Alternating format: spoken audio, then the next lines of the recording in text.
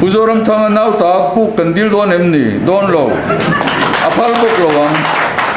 kan au kan ni ve bok si lo kan ti bun dan tur chumo poisa dik takin kan manga kan ei ru ve lowang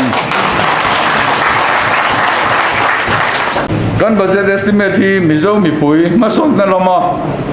tui han ngoi ril tram ngoi tan chuan a bei tham em ani atlem em ani ti punanga ani MNF party te poi ana tle man ti ve tho ata man ti mi alo ma se anti pum thiam lo ani chuwang Mizoram sum man turi ZPM kan sarkar chuan kan ti pungang in ti top tiang kumlak lo kan soi lawang kan ti pungang budget se son te kovin budget thar kan siam don em ni ndo don lo ma se kan ti pung don mi puine na sum kan khon don ami don lo electric le tui bill le chia dang te kan ti pung don em ni nai lo e Asian Development Bank le World Bank ka teng poisa kan puk don em ni teu lo mai Uzoram thanga nau ta puk kan dil don em ni don lo apal bok lo wang kan au kan ni ve bok si lo kan ti bun dan tur chumo poisa dik takin kan manga kan ei ru ve lo wang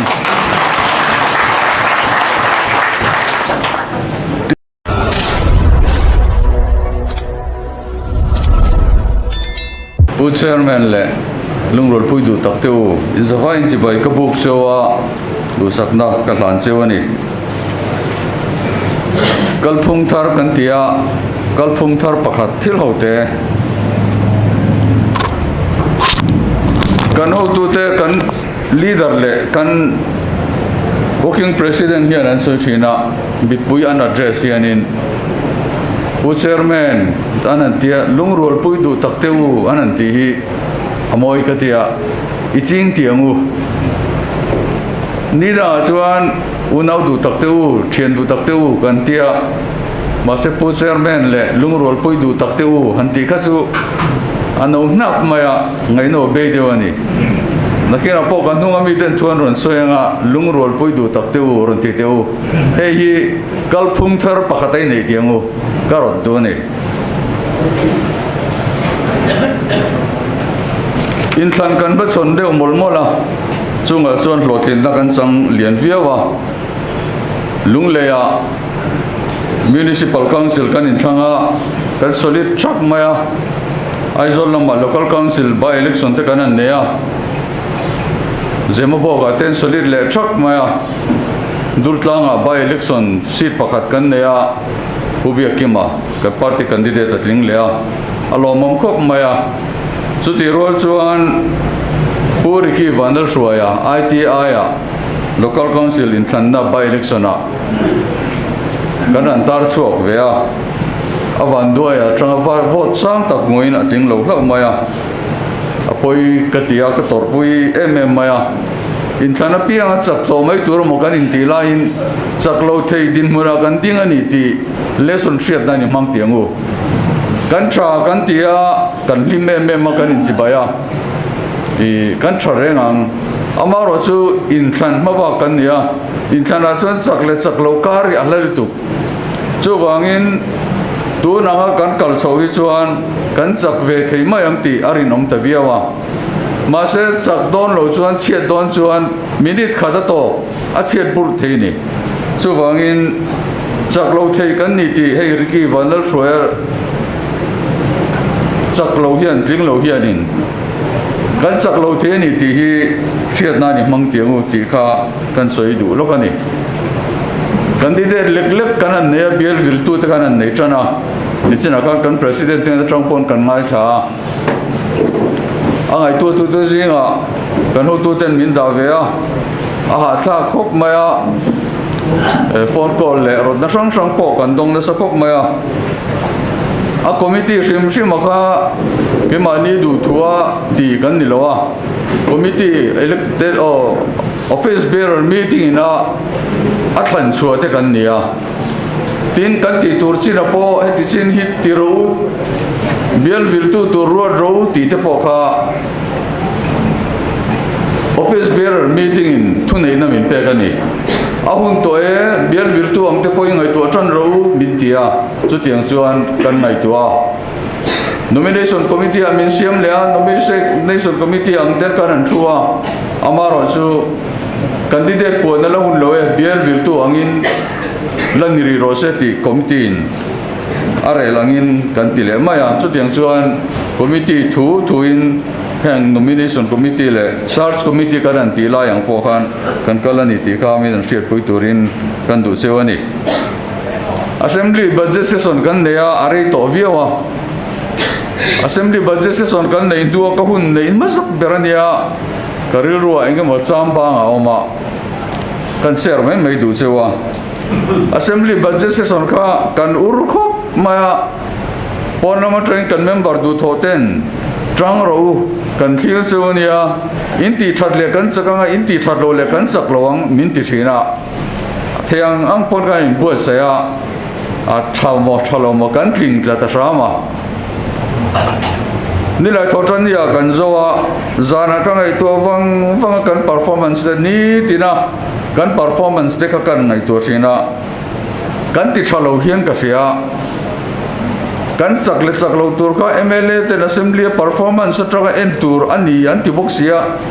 kho eng hi ka kan party mi pu hi ka za ngoi irgon mai ni zirtop ni leng kha ka chuak mero ka mun ni leng thaka tlaya telephone ka dong tada assembly session in zota inti thalom minron tia anti dera hian ka nga ya za thak khop mai te ka tia ma se phone local le inti thalom kan party point soi ka nge tia phone ka dona piang ka inti tha ti kha ni ta ka lom ve ta khop ba tak mo di don chu ka tia atuk chol ni ya phei ka chon biakin ko ta te biakin chung te po khan rem lo aru ka minon ban trau te khanom ta kan ti chewak lo niang ka tia ka hlim ve ta viwa chu ti su ni lo seng chuanin kan ngai tu thin khan kan party kan choi kan nalai om po ka shelo amar chu pathian hian rem hi arot din ka sia assembly session athai pato pin MLA te kan tanga pon lama nidangang loin war room men siama party min backup thai mema kan information du tin re kan lama piang min pe a tin chalai ten action tulang titurin ka ring boka khatiang ang ka chuan ati che theilo kan tran rol that leu kan tran rol that ema wang khan thil kha ati sol le theilo kha lo ni chu wangin chumikal zel wina borok tha kan an nei te po hi kan tho ho na ra chu tha kha ni ti kha wina kan soi du hey mithar zinga hian kamel che tak mai Spencer Rahman lai kan thian pa te tin pu HCML soma tu soi thiam bairabia te khuan hor to khu te khuan anung ka sui to nge na pu PB so ma tele midang tam tak mel che te po kan mua tha in ti muanga hei hian in than min na del tira kan sakang ti po min rin tir viawani ti te kha kan soi masadoni kan sia dangin kumin February ni songkhan assembly Mizoram sarkar summan tur rom hanna budget kan tia kha chief minister in apharania chutalan dan chuan kumin chunga sarkar sum mantur chu chengwai bel se sing khat le sangli le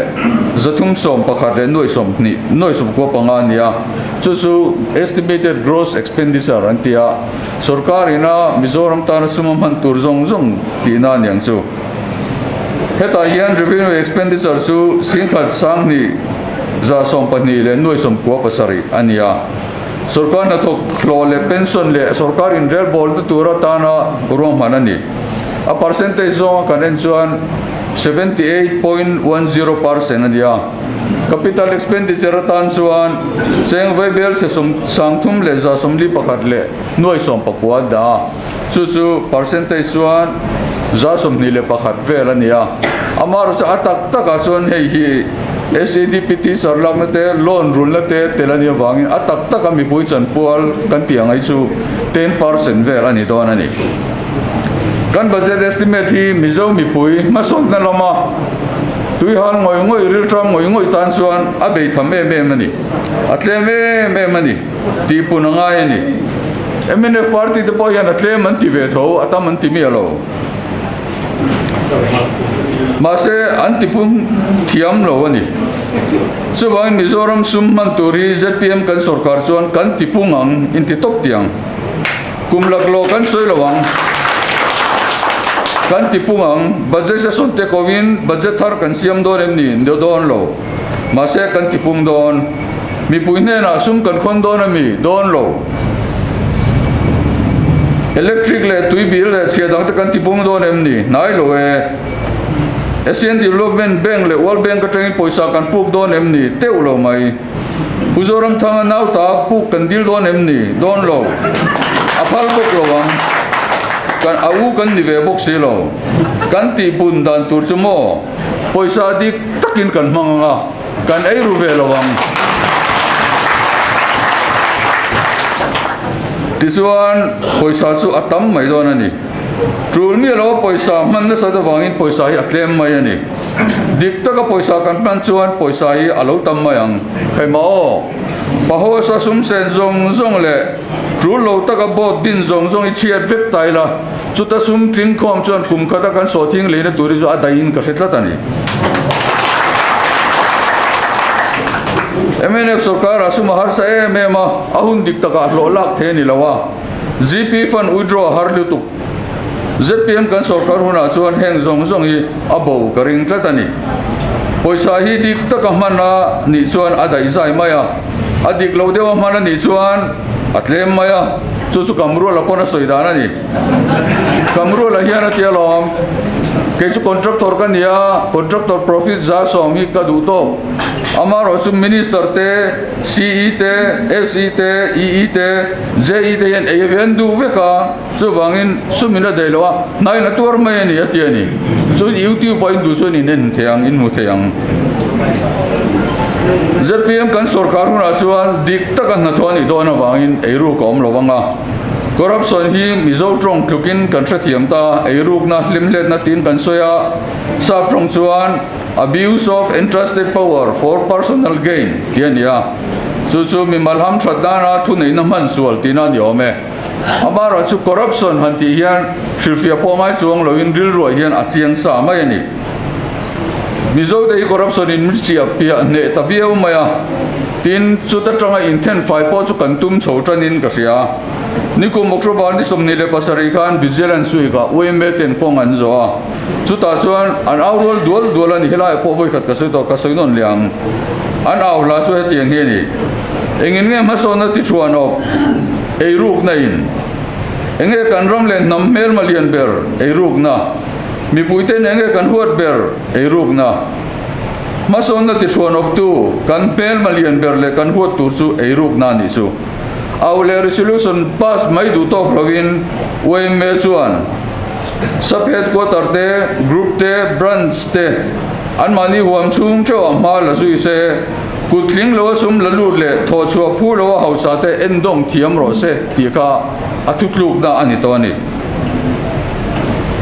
thu nei naman sol chung chang hi ko san sang khom puilian zong zong a soyania e ruk na du ro thu le ro re na dik kan ma mozia ko san ten min zir tir me poka chung zir tir tan te chu pomin mi puiten kan su khe khi kan tidang lam chho me kani ko san zir tin nei om zian ni ti hi lunglei municipal council result ta khan alang chiang em ani Sersip constituency East le West MNF joint block conference akhan puzoram thangan thu asoya engtin nge ni soi kha F2 te chu che theyang bera social media a le chanchin bu ate beya sarkar beidong ngoi turin mi pui le thalai te an fui tin min puani pura mahian mizo mi puite hi min lo van ngai mol vo katia mizo thalai te hi beidong tura fui an ngai okong lo MNF kai shuai le an thoi hi an han en wanga bei sei tur an mu lo wang a beidong lo theiloin an siam ani zo gani ti hi lo hre se he sarkar